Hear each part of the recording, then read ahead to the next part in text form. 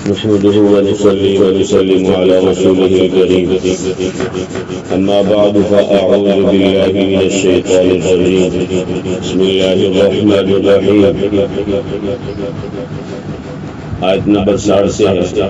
قالوا سمعنا فتى يذكرهم يقال له إبراهيم قالوا فأتوا به على أعين الناس لعلهم يشهدون قالوا أأنت فعلت هذا بآلهتنا يا إبراهيم قال بل فعله كبيرهم هذا فاسألوهم إن كانوا ينطقون فرجعوا إلى أنفسهم فقالوا إنكم أنتم الظالمون ثم نكسوا على رؤوسهم لقد علمت ما هؤلاء ينطقون قال فتعبدون من دون الله ما لا ينفعكم شيئا ولا يضركم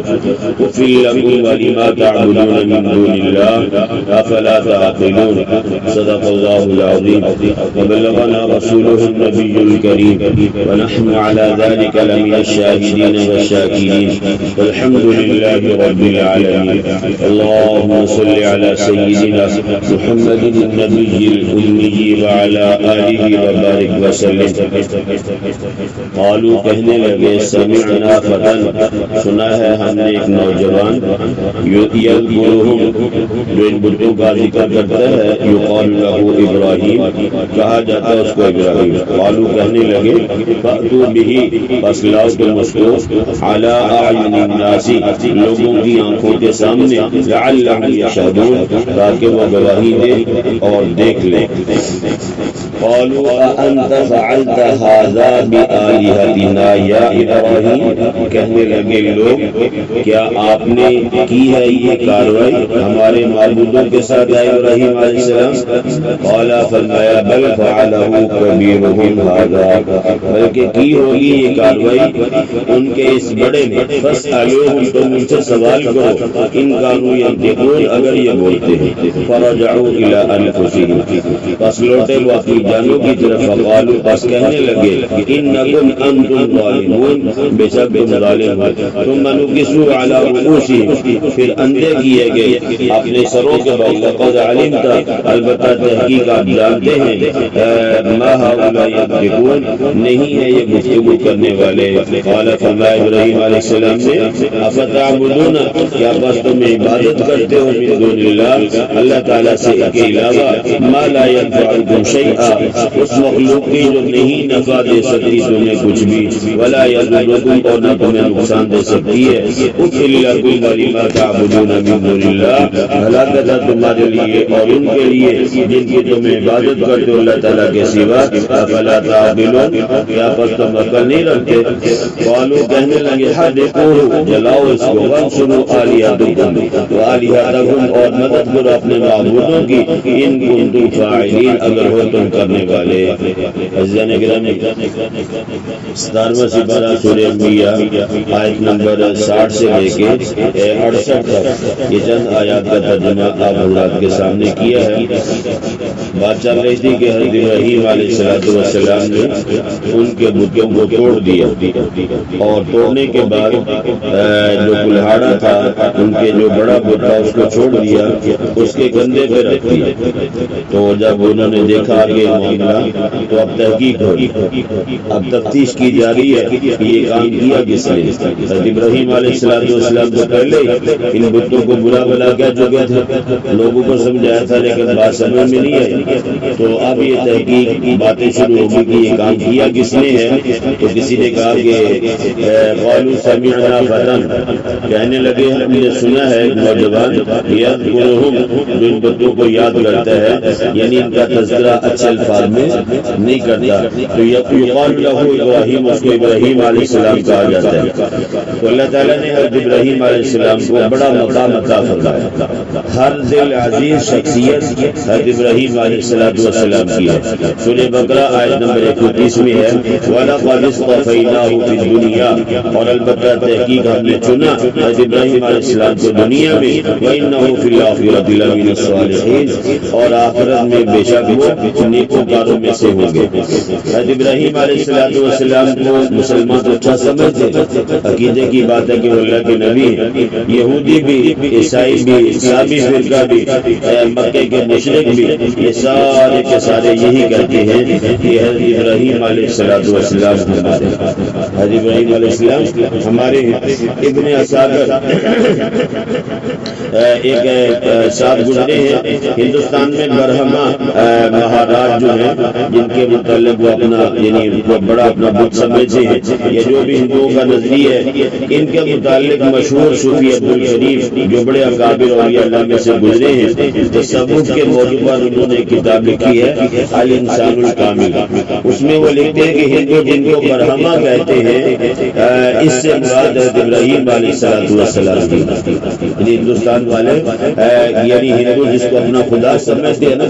تو فرمایا کہ اس سے مراد حضرت ابراہیم علیہ السلام۔ بس یعنی حضرت ابراہیم علیہ السلام کو ہندو بھی ایک اچھے نظریے سے دیکھتے ہیں، اچھی سوچ کے ساتھ دیکھتے ہیں، یعنی ان کا یہ دعویٰ کہ ابراہیم علیہ السلام ہمارے، ٹھیک ہے جی۔ اسی طرح یہودی کہتے ہمارے، عیسائی کہتے کہ ابراہیم علیہ السلام ہمارے۔ تو ابن اصاغر بہت بڑے محدث گزرے ہیں، انہوں نے اپنے نام سے ابن اصاغر کے نام سے کتاب لکھی ہے، اس کے اندر کچھ روایات نقل کی ہیں کہ حضرت آدم علیہ السلام بھی سب سے پہلے ہندوستان میں تشریف لائے تھے۔ تو کہنے لگے کہ ہم نے اب نوجوان کا نام سنے، وہ ان کا ذکر کرتا تھا، اس کو ابراہیم علیہ السلام کہا جاتا ہے، اور وہ کہنے لگے فَأْتُوا بِهِ عَلَىٰ أَعْيُنِ النَّاسِ، لا تم اس کو لوگوں کی آنکھوں کے سامنے، لَعَلَّهُمْ يَشْهَدُونَ، تاکہ وہ گواہی دیں اور دیکھنے کے واقعی یہ نوجوان تھا کہ جس نے یہ کام کیا ہے۔ کیونکہ ابراہیم علیہ السلام نے قسم کھائی تھی نا بھائی اللہ کہ اللہ کی قسم میں تمہارے بتوں کی ضرور درگت بناؤں گا، یعنی میں ان کو توڑ دوں گا۔ حضرت ابراہیم علیہ السلام نے قسم کھا کے بت پرستوں کے سامنے یہ بات کہی تھی۔ اب جب حضرت ابراہیم علیہ السلام کو عدالت میں لایا گیا، جو تفتیش کرنے والے پوچھنے والے تھے ان افسروں نے کہا انت فعلت هذا بآلهتنا یا ابراہیم، کیا آپ نے یہ کارروائی کی ہے ہمارے معبودوں کے ساتھ اے ابراہیم علیہ السلام، ان کو ٹکڑے ٹکڑے آپ نے کیے؟ قال، حضرت ابراہیم علیہ السلام نے فرمایا بل فعلہ کبیرہم ھذا فاسألوہم ان کانوا ینطقون، یعنی فرمایا کہ اس نے کی ہے، یہ نہیں فرمایا۔ آپ نے ترجمے میں شاید غور کیا ہے نہیں، دوبارہ آپ دیکھیں حضرت ابراہیم علیہ السلام نے فرمایا بلکہ یہ کارروائی کی ہوگی ان کے بڑے نے جو کھڑا ہوا، ٹھیک ہے، یہ نہیں کہا کہ اس نے کی ہے، فرمایا اس نے کی ہوگی جو کھڑا ہے، اور ساتھ فرمایا فاسألوہم، تم ان سے خود ہی پوچھ لو، جو بڑا خدا ہے تمہارا معبود عبود ہے، تم اس سے کیا کر لو بھائی، سوال کر لو ان کانوا ینطقون، اگر یہ گفتگو کرتے ہیں۔ دنیا میں مشاہدے کی بات ہے، بڑی مچھلیاں چھوٹیوں کو کیا کرتی ہے بھائی، کھا جاتی ہے، بڑی حکومتیں چھوٹی حکومتوں کو ہڑپ کر جاتی ہے، بڑے بڑے اژدہا چھوٹے چھوٹے سانپوں کو کیا کر دیتے ہیں، کھا جاتے ہیں۔ حضرت ابراہیم علیہ السلام نے فرمایا کہ یہ بڑا بت کھڑا ہوا ہے، اس نے باقی سب چھوٹوں کو کیا کر دیا ہوگا، توڑ دیا ہوگا، ٹھیک ہے جی۔ اصل مقصودی بات یہ تھی کہ حضرت ابراہیم علیہ السلام نے نہ تو انکار کیا اور نہ اپنے جرم کو چھپایا، جو ان کی نظر میں جرم تھا، بات تو ٹھیک تھی حضرت ابراہیم علیہ، اصل معاملہ یہ تھا کہ حضرت ابراہیم علیہ السلام ان کو یہ سمجھانا چاہتے تھے کہ جن کو تم خدا کہتے ہو ان میں خدائی صفات نہیں، ٹھیک ہے جی۔ تو ابراہیم علیہ السلام نے فرمایا تم ان سے پوچھو۔ تحقیق کرنے والے افسر نے فرجعوا الی انفسہم، ایک افسر تو نہیں دھکا بھی کرے تھے، بس رجوع کیا اپنی جانوں کی طرف، غور کیا، فکر کیا، فقالوا، پس کہنے لگے انکم انتم الظالمون، بے شک تم ہی ظالم ہو جو اپنے آپ کو بچا نہ سکا، اب عدالت میں آگے اپنے دشمن کے بارے میں گواہی نہیں دے سکتا، تو اپنے آپ نے کہنے لگے تم ان کو اپنا خدا سمجھو، تم ان سے امیدیں وابستہ رکھ کے بیٹھے ہوئے کہ ہماری مشکل میں ہمارے کام آئیں گے. جب ان کے اوپر خود مشکل آئی ہے یہ اپنے آپ کو بچا نہیں سکے وہ, اور پھر اب کارروائی کا معاملہ ہے, یہ اپنے خلاف جس نے یہ کام کیا اس کے حق میں گواہی نہیں دے سکتے, تو کہنے لگے یہ تو پھر نادانی والی بات ہے. یعنی ان کو یہ بات سمجھ میں آ گئی کہ ہم یہ جو بت پرستی کر رہے ہیں یہ بات کیا غلط ہے, یہ ٹھیک نہیں ہے. انکم انتم الظالمون, اپنے آپ کو انہوں نے کیا کیا بھائی ظالم قرار دے دیا, لیکن یہ کہ دنیا میں ضد کا کوئی علاج نہیں ہے. ثم نكسوا على رؤوسهم,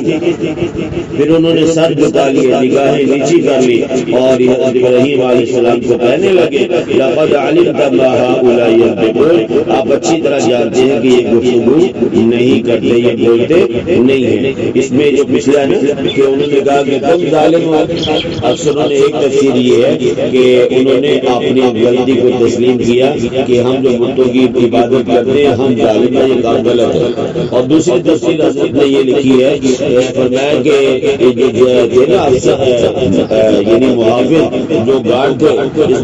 خانے کے, وہ بھی سارے شہر کے لیے یہ جہاں خوشی منانے کے لیے وہ بھی چلے گئے, کوئی ایک آدمی یہاں بتوں کے پاس نہیں رہا. تو افسروں نے ان کو یہ کہا انکم انتم الظالمون, تم ظالم لوگ ہو, اگر تم جو جانا تھا کہ چلا جاتا, باقی آگے کی کیا کرتا بھائی حفاظت کرتا, تم نے حفاظت نہیں کی تم کیا ہو ظالم. تو بہرحال یہ کہ جب حضرت ابراہیم علیہ السلام کی طرف متوجہ ہوئے اور یہ کہا کہ آپ جانتے ہو کہ یہ بات نہیں کرتے, ابراہیم علیہ السلام کو موقع ملا, آپ نے فرمایا قال فرمایا افتعبدون من دون اللہ, کیا تم اللہ کے علاوہ عبادت کرتے ہو ان لوگوں کی ما لا ينفعكم شيئا ولا يضركم, جو نہ تمہیں نفع دے سکتے ہیں اور نہ تمہیں نقصان دے سکتے ہیں. ایسے لوگوں کی عبادت کرتے ہو, اللہ میں نفع بھی دیتا ہے, اللہ میں نقصان بھی دیتا ہے, اللہ میں سب کچھ دیتا ہے. تو جس کو تم خدا کہتے ہو وہ تو بول بھی نہیں سکتے. افل لکم ولما تعبدون من دون اللہ, ہلاکت ہے تمہارے لیے اور ان کے لیے بھی جن کی تم عبادت کرتے ہو اللہ تعالیٰ کے علاوہ. یعنی تمہارے اوپر خوف ہے اور تمہارے معبودوں پر بھی جن کی تم پوجا کرتے ہو جو اپنے آپ کو بچا نہیں سکتے اور تحقیق کے موقع پر کچھ بتا نہیں سکتے, تو تم نے اقرار کرتے ہو کہ جو اپنے آپ کو بچا نہیں سکتا اور تحقیق کے موقع پر کچھ بتا نہیں سکتا اور کہتے ہو کہ یہ بول بھی نہیں سکتا, تو فرمایا کہ تم ان کو خدا ایسے خدمت میں بنا لیا. یہ تو بولتے ہیں یہ پتھر کے مجسمے بے جان ہے, یہ کچھ کر نہیں سکتے. افلا تعقلون, کیا پر تم عقل نہیں رکھتے. میں نے پہلے عرض کیا کہ اس کا یعنی ضد کا کوئی علاج نہیں ہے. اب ہونا تو یہ چاہیے تھا کہ ابراہیم علیہ السلام کی باتوں کا جواب دیا جاتا, نہیں تم غلط تو ہم ٹھیک ہے. یہاں انہوں نے کیا کیا, کہا کہ ایسے کرو ایک بٹھا جلاؤ آگ کا اور ہم ابراہیم علیہ السلام کو کیا کر دیں گے, جلا دیں. ٹھیک ہے جی. تو انہوں نے یعنی ماننے کی بجائے قانون کہنے لگے جلا دو اس کو تاکہ ہمارے دل ٹھنڈے ہوں. تو بادشاہ نے اعلان کر دیا فلاں مقام پر ہم نے آپ کا بٹھا گرم کرنا ہے جس میں سب کے سامنے ابراہیم علیہ السلام کو ڈالا جائے گا. اب یہاں پہ ایک بات قابل غور ہے, وہ یہ ہے کہ گالی دینا کسی کو یہ اور چیز اور کسی کے دعوے کو رد کرنا یہ الگ چیز. کسی کے دعوے کو رد کرنا اگر وہ غلط ہے تو یہ نہیں بات دین کے معاملے میں کسی کو گالی دینا مناسب ہے, گالی دینا مناسب نہیں ہے. تاریخ اور تفسیر کی کتابوں میں بڑے بڑے عجیب قسم کے واقعات آئے. ایک بوڑھی بوڑھی عورتیں جن کی کمر جھکی ہوئی ہے, ٹیڑھی ہوئی ہے, سیڑھیوں پہ چل نہیں سکتی تھی, اپنی کمر پہ لکڑیوں کے گٹھے رکھ کے لے کے آ رہی ہے کہ ابراہیم علیہ السلام کو بلایا جائے گا, اس لیے کہ انہوں نے ہمارے خداؤں کو کیا کیا ہے, توڑا ہے. یعنی ایک دو نوجوان اٹھا کر